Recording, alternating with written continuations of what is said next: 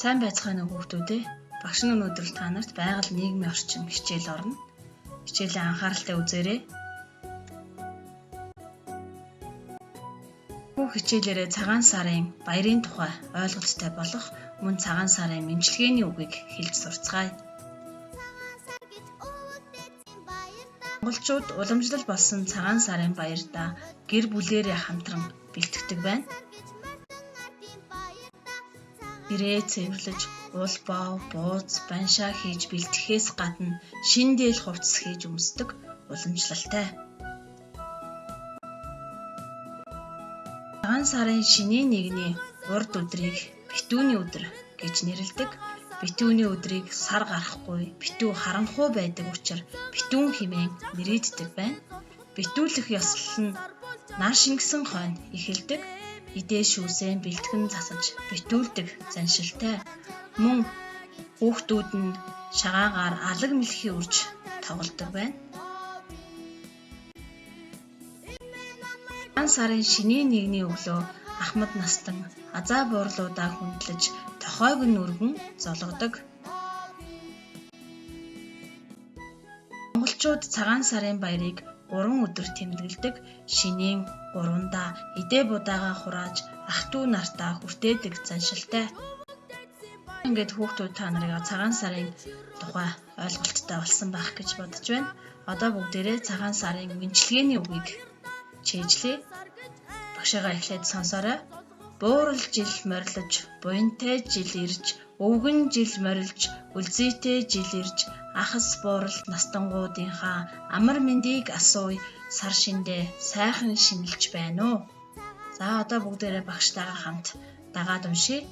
Буурал жил морилж, буянтай жил ирж, өвгөн жил морилж, үлзийтэй жил ирж, ахас буурал настангуудынхаа амар мэндийг асууя, сар шиндээ сайхан шинэлж байна уу?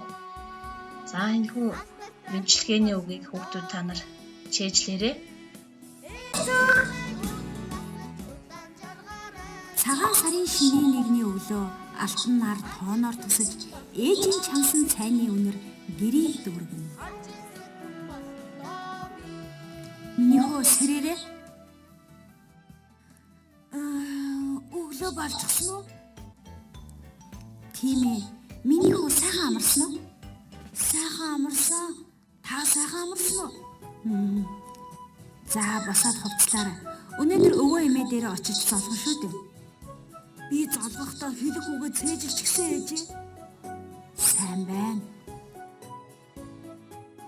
За миний хүү наач. Аавтайгаа золгоно. Амар байна уу? Та сайхан шинэлж байна уу? Сайхан. Миний хүү сайхан үлдсэн үү? Сайхан. Сайхан үлдсэн үү? Гэдэг үг чинь өвлийг сайхан өнгөрүүлсэн үү гэсэн утгатай гэсэн тий? Тийм ээ. Миний хүү. Алуу ээж нь хүүгээ унсан? Амар байна уу? Амар сайн уу?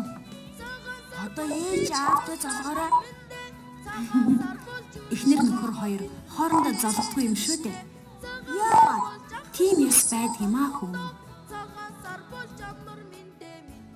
Ерөөлт хүү аав ээжийнхээ хамт өвөө эмээгэндээ ирлээ. Тэнд олон ах дүүс нь цугласан байжээ.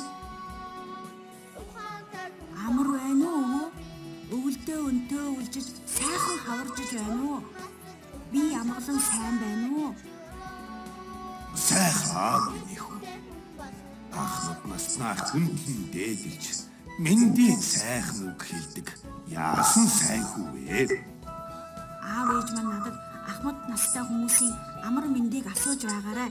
Тэгвэл тэд маш их баярлдаг юм шүү гэж хэлдэг. Зөв. Ястай. Ийм ухаантай хүүдээ эмээ өнөөдөр тусгайлан үйлчилж хамгийн том бэлэгнээсээ өгнөө. Хөө гойда. Хүүхдүүдээ бусдын амар мэндийг асуух нь уулзалтыг эерэг, баяр хөөртэй, сайхан болгодог. Тиймээс үргэлж бусдтайгаа мэндэлж байгаарай. Анх асуултын дагуу гэр бүлийн гишүүдтэйгээ ярилцаарай. Ахмад настай хүнтэй золгохдоо ямар мэндийн үг хэлдэг вэ? Цагаан сараар хэн хоёр хоорондоо золгодгүй вэ? Ерөөлтхүү хэн хинтээ ямар мэндийн үг хэлж золгосон бэ?